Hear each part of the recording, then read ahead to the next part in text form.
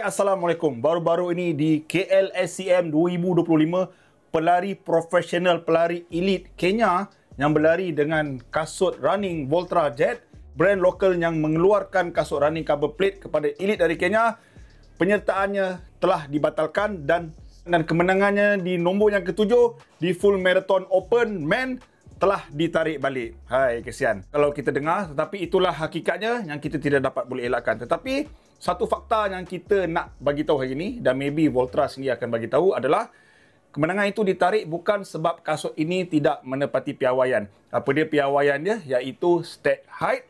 Stack height especially di bahagian tumit ini yang tidak boleh melebihi 40 mm. Okay? Penerangan detail tentang video itu saya telah share di ML Studio. Video yang sangat-sangat menarik dan anda boleh tonton, link saya tahu kat bawah ni. Tetapi yang dibatalkan disebabkan kasut ini tidak didaftarkan di World Athletics ataupun kepada penganjur. Tetapi ada satu persoalan yang saya nak tanya kepada kedua-dua. Pertamanya kepada Voltra dan keduanya kepada penganjur. Kepada Voltra, kenapa tidak didaftarkan?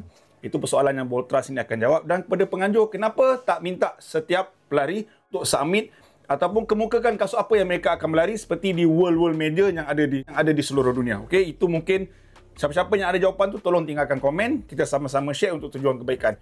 Apa yang saya lihat dari sudut positif kepada pengeluar kasut Voltra dan khususnya kepada running community especially di Malaysia dan peminat-peminat kasut running di seluruh dunia. Kalau anda boleh ingat dulu ketika Nike mula mengeluarkan Air Jordan 1 tahun 1984, kasut Air Jordan 1 tersebut hanya telah di-ban oleh NBA. Sebab apa tahu?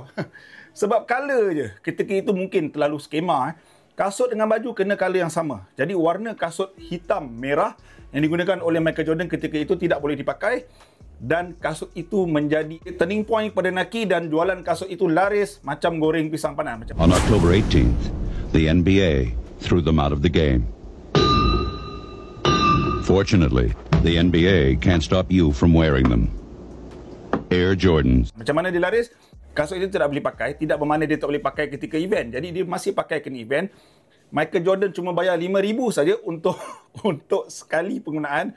Kerana apa dia sanggup bayar RM5,000 USD? Kerana keuntungan dari penjualan kasut tu jauh melangkaui daripada jumlah denda tu. Sehinggalah setahun kemudian dia keluarkan kena berhenti, diubah undang-undang disebabkan Michael Jordan. Nike memang kita tahu dari dulu memang champion dari segi marketing.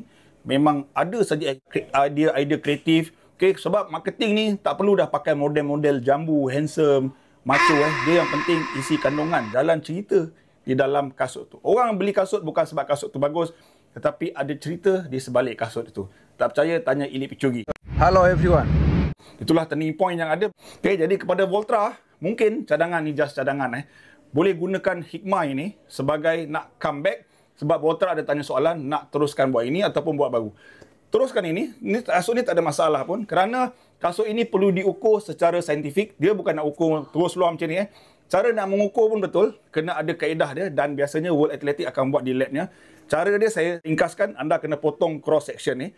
Kena potong cross section sebab stack height tu bukan di sini. Ia ni berada betul-betul di pertengahan ni. Saya boleh share video kat sini. Dan menggunakan angkut vernier. Cakap Melayu vernier caliper, menggunakan caliper yang sesuai untuk mengetahui dengan posisi dia, ada SOP dia lah. Okay, kalau ada rezeki, saya boleh buat video itu sebab saya belum ada tergamak nak potong kasut-kasut saya kat sini. Okay. Jadi Voltra kena buat macam tu, buat in-house sendiri dan biarkan World Athletics buat kerja dia untuk mendapatkan measurement. Dan walaupun kasut tu prototype seperti Nike, Adidas selalu buat, ia perlu didaftarkan dan kalau lepas boleh guna, tak ada masalah. Okey, kena ingat dalam dua kondisi anda boleh je pakai kasut tu dengan syarat race biasa yang tak ada World Athletics ataupun anda pelari-pelari macam saya ni yang confirm tak akan podium, ada orang nak petikai, pakailah 80 mm pun tak ada masalah. So kepada Voltra, keluarkan design baru. Design mungkin nama dia Voltra Band. Sebab dia tak kena band. Dia cuma kena tarik balik je. Okay? Kena cari ayat mungkin. Bila aku mimpi saja engkau datang. Asal aku mimpi saja engkau datang. Engkau ni memang kacau daun lah tadi. Atau siapa-siapa ada idea. Design yang special untuk keluaran seterusnya. Dan pastikan Al-Rumi review. Okay? Bagi siapa-siapa yang ada pandangan atau input lain, sila share bawah ni. Sebab apa? Sebab tak ada kasut running yang perfect dan kasut running saja tanpa latihan siapan tidak akan membuat anda power kalau anda sendiri tak power, okey? Saya akan katakan stay healthy, keep fit and keep running. Assalamualaikum.